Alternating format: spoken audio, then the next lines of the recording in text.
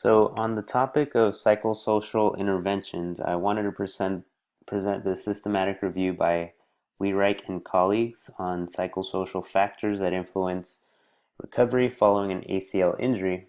And just to make this clear as for this study, I'm not sure if I brought it up before, but when you see a systematic review, it's meant to analyze and synthesize the latest data on a certain topic, and they perform a systematic search for the best articles and recap the relevant information.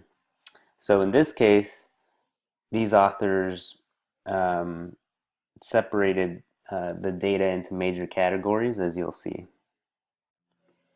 So Wheatreich and colleagues used the biopsychosocial model from Weiss Bjornstall, and they separated the data into cognition, affect, behavior, and outcome. And as you'll see, it kind of makes sense at the end that these are all things that have to do with how people react to injuries. First, cognition refers to the conscious decisions that athletes make after injuries.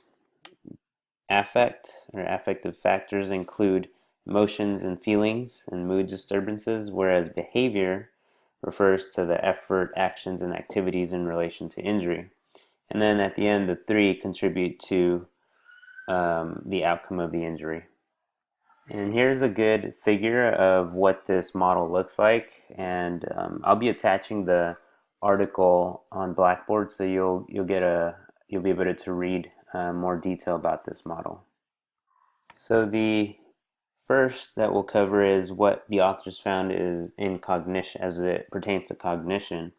The operational definition in this study referred to the thoughts and decisions that athletes make after an injury.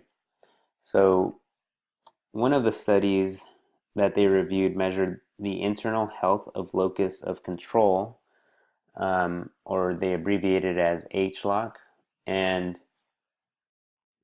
the definition that they gave in the study was the degree to which individuals perceive their ability to control life events. So essentially, this measure that the authors use is telling us what degree of control people think they have over pretty much everything that happens in their life. What they found was people with a high HLOC feel that life events are a consequence of one's own actions. So let's say if we're looking at a spectrum of high to low HLOC, if you're on the high side, then you would think everything you do in life is a consequence of your actions.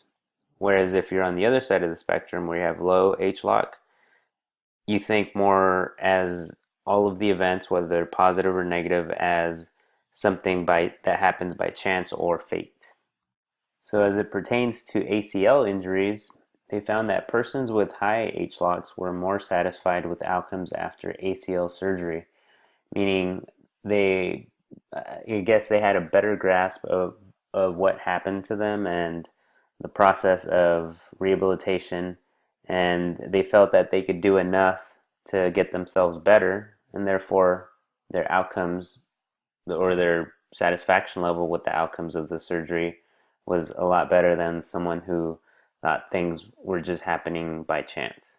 Another aspect of cognition that was studied was self-efficacy, and the way that it was defined by Tomi et al. Was it refers to the judgment of a person's ability to perform a task rather than whether he or she can actually do it. So this doesn't really have anything to do with how skilled you are or how well you can do something, but more of the perception you have of how well you do something. So they found that people with higher self-efficacy, that it predicted better rehabilitation process and outcomes following ACL reconstruction. So not much of a surprise there, but just really interesting points to make as we're discussing these long-term injuries. So moving on to the affect domain, affective responses involve the athlete's feelings and emotions.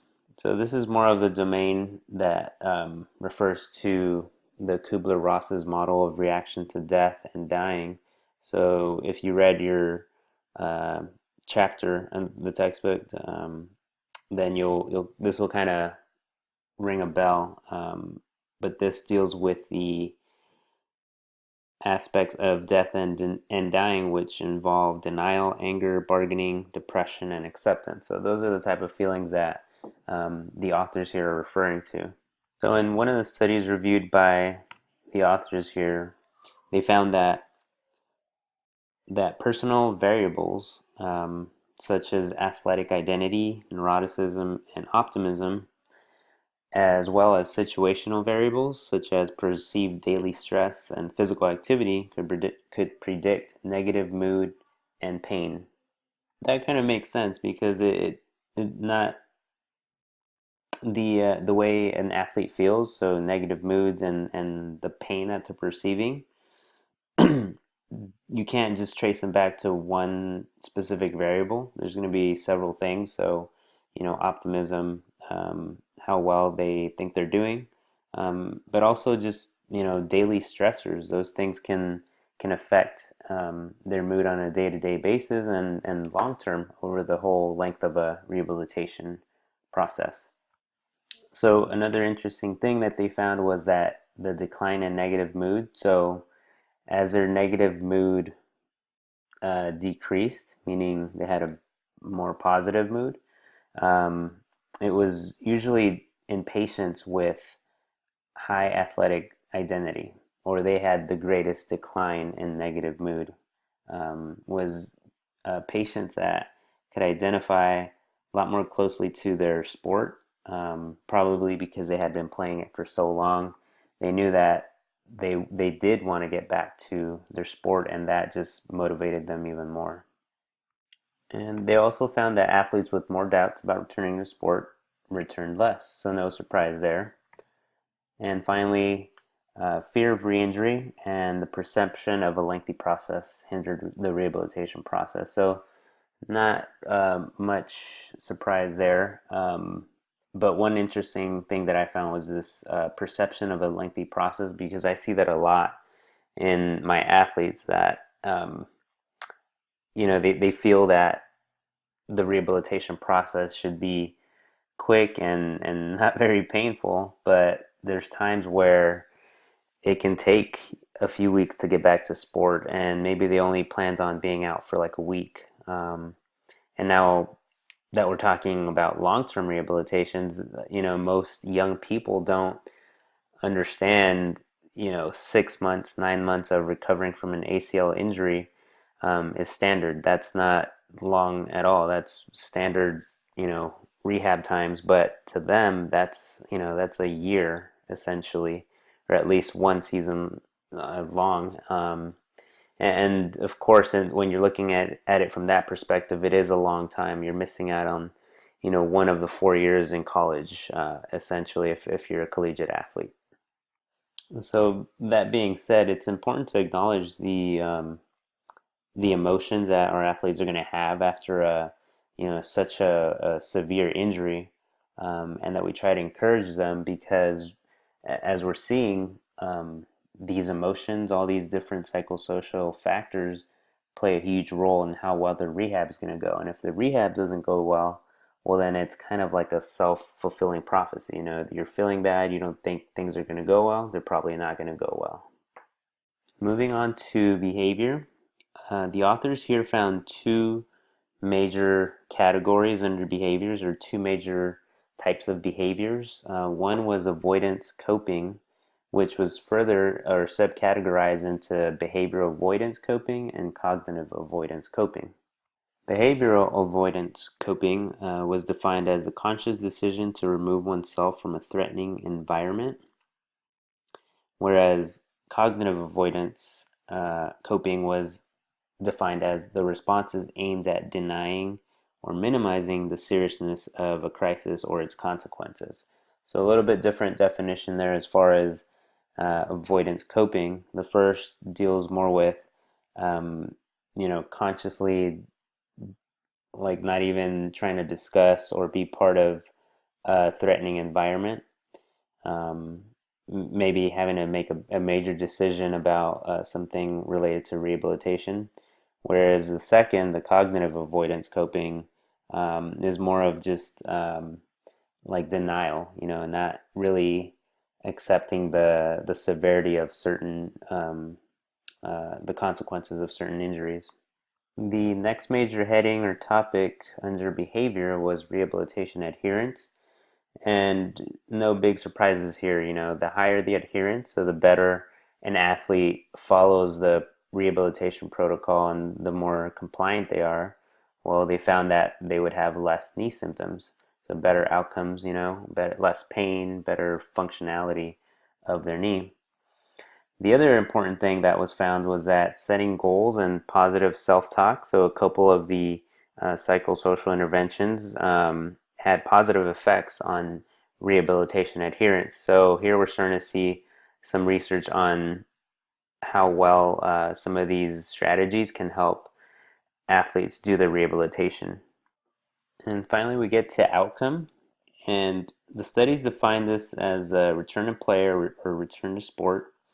And what they found in the studies here was that the percentage of athletes that were able to return back to their sport at close to pre-injury levels ranged, depending on the study, but essentially from 41 to 92% of the time, they saw that athletes got back to their sport without any issues.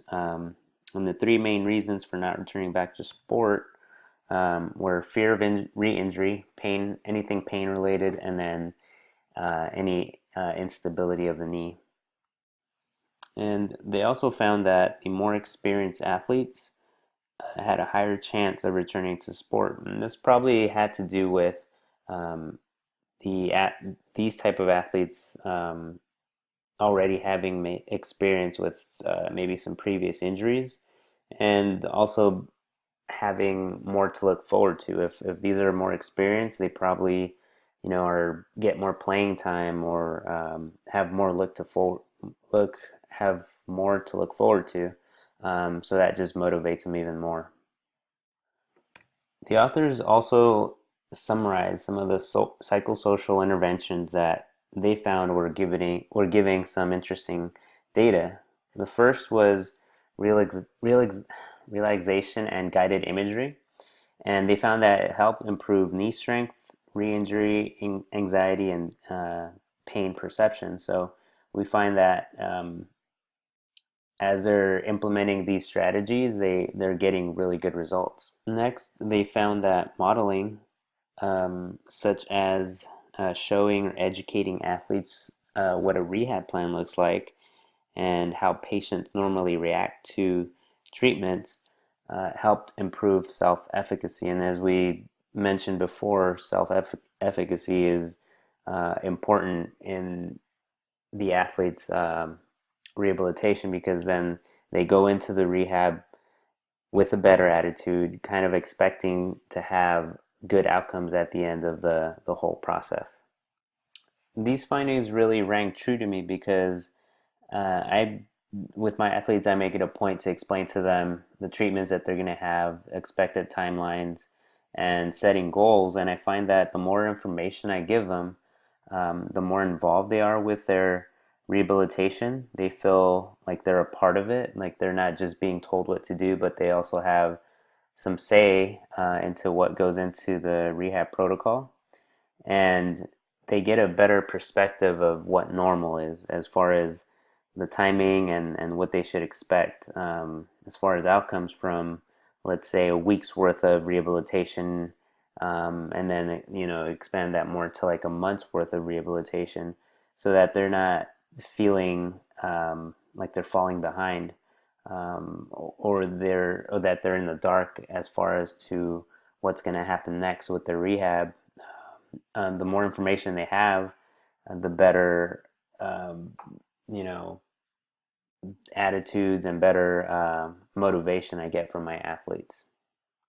Finally, they found that emotional disclosure could help decrease stress and total mood disturbances during recovery.